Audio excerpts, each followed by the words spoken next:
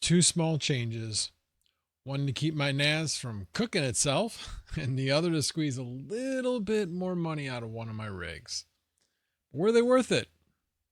Let's find out.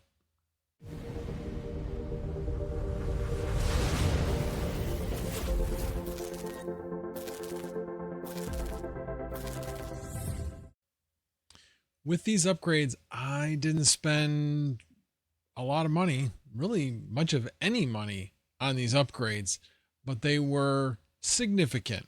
They were things that I really believed were going to make a difference. The two small changes were, one was doing something with my NAS in order to cool it down. So I'll go over the two stages of steps with that. And then the other one was upgrading one of my rigs to adding a second 3090 to it. So with both of these changes, today you'll see exactly what I did, why I did it, and the results after running them both for a bit. For those new here, I run a mix of GPU rigs and a NAS at home for both personal storage and income projects such as nodes, vast instances, or other instances using the GPU. Like most setups, it's a constant game of balancing performance, heat, and cost. On my channel, I share my GPU rental journey, and along the way, I share valuable tips. So if it sounds like that's interesting to you, wouldn't it be a great idea for you to subscribe? And while you're at it, if you can hit the like button, that'd be great. The two changes are, as I mentioned, the NAS and the T7810 rig. Let's go over the rig first. So this particular unit has two PCIe 3.0 slots, and I was only using one. Why is that? Well, because I had a 3090 in it, and I had it in a slot that covered up the other PCIe slot. Not the brightest thing to do. But even putting it into the left slot, I was like, well, where am I going to mount this other GPU? So I have two choices on where to mount the GPU. I was originally thinking that I would put actually a crossbar from, I think it's from my Octominer, I believe. Might have been from the Octo server too. Not sure. But putting that across and then magnetizing the actual riser to that. Unfortunately, because of the balance of it and trying to get it to sit, that wasn't going to work. But that's okay, because the solution I came up with was actually, I think, even better. So in this case, because the actual GPU that's in the T7810 is a 3090 Founders Edition, that means that the front fan exhausts the heat out the front of the card, so not across it.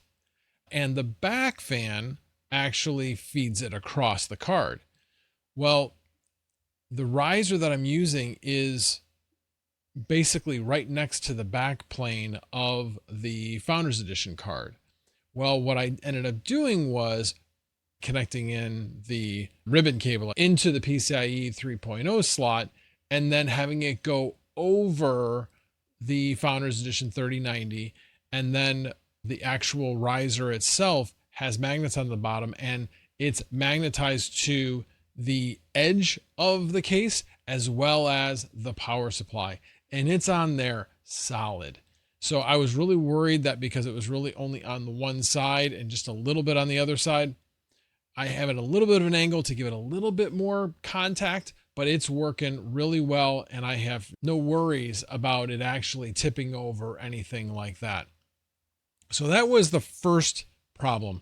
Then the other ones were pretty simple. Obviously, I needed another power supply. The one in the T7810 was about 875 watts, but it does not have the power specifically for the GPUs to actually power two GPUs. There is not a possibility. Plus, at 350 watts each, 700 watts, that doesn't leave any overhead for anything else. So it would have definitely not worked. So I got a separate power supply that I have used before. So it was basically a spare power supply. It's 1,000 watts. It's a thermal take. Thermal take, not exactly my favorite brand, but this one actually worked really well. I've never had a problem with this power supply.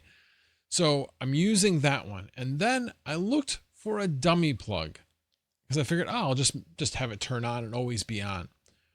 Well, while I was looking, I forgot that I had a basically a power supply switch that was triggered by a SATA connection. So what I ended up doing was hooking up the SATA from the T7810 and then obviously the ATX power cable from the power supply into this adapter, and it triggers the power supply to go on. So it worked like a charm. So once I had installed everything, restarted, took a little bit of time, well, especially considering when I restarted, I forgot to put the Ethernet cable back in. I'm like, why isn't this thing coming up? Well, once you plug in the Ethernet cable, it works just fine. So took a couple minutes for it to recognize it on VAST, but it did, and it came up and it was running. Why did I pick this time to do it? Well, that's because a long-term rental had fallen off. So it was a great time to do it. So now I'm looking to get another rental. I've had it rented once since, but only on one card. So I haven't had both cards rented yet. It's not unusual for it to take a little bit of time, but my concern is it's a 10-core CPU, which means now there's 5 cores per GPU instead of 10, and it's a older generation Xeon. So I'm a little concerned that maybe it won't put it as much in demand as it did before. So we'll have to wait and see how that works out. But time will tell on that. It literally just was installed yesterday, so it's only been a day. One GPU's already been rented, just not both at the same time.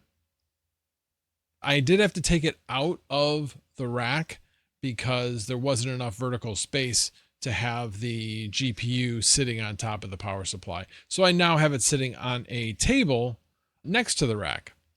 Now it does leave space now in the rack for something else possibly. So we'll see if I expand into that space anytime soon. Now the other piece of this was the NAS.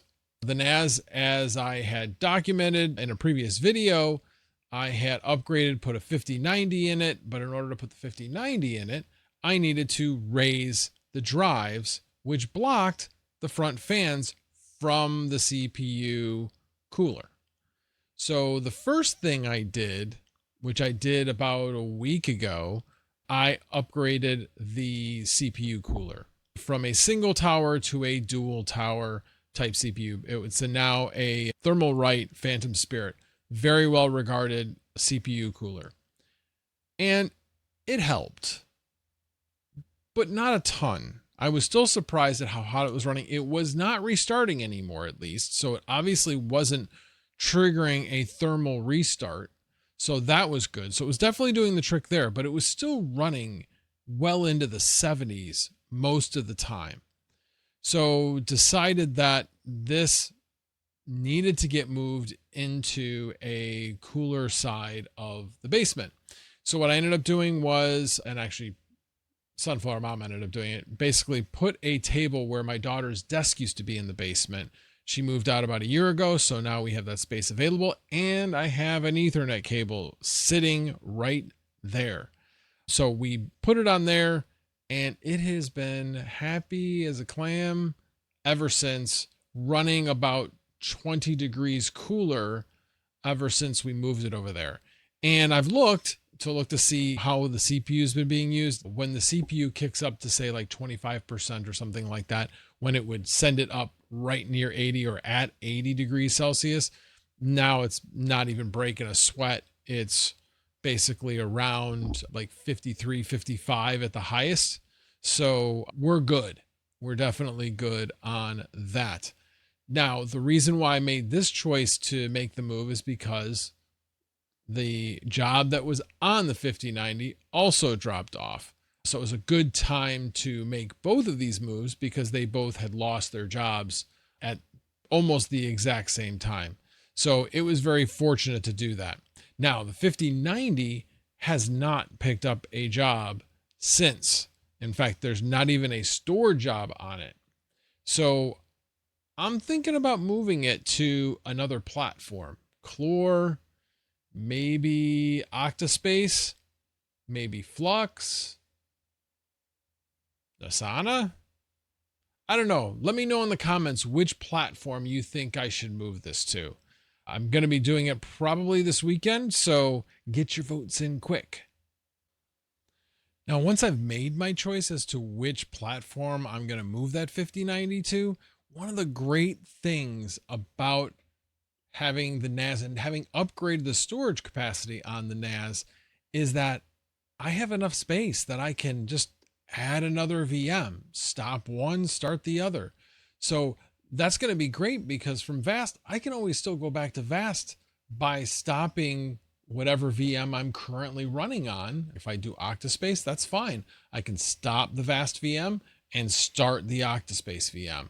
So I'm looking forward to testing that out. I haven't really used that yet because I haven't had the storage in order to do that, but I will be doing it this time. So I'll walk you guys through that when I go ahead and make that change.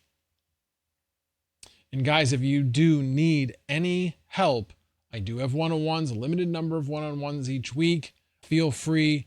It'll be in the description. The link will be in the description as well as in the pinned comment. Go ahead and sign up if you're looking for a little bit of help. Again, thanks for everybody that has commented on my previous couple of videos. Definitely been a lot of fun. So keep up the community and keep up the questions. I'm loving it, and I will keep responding to as many questions as I can. All right, guys, that's all I got for you today. And as always, no tabs were harmed in the making of this video. Have a good one.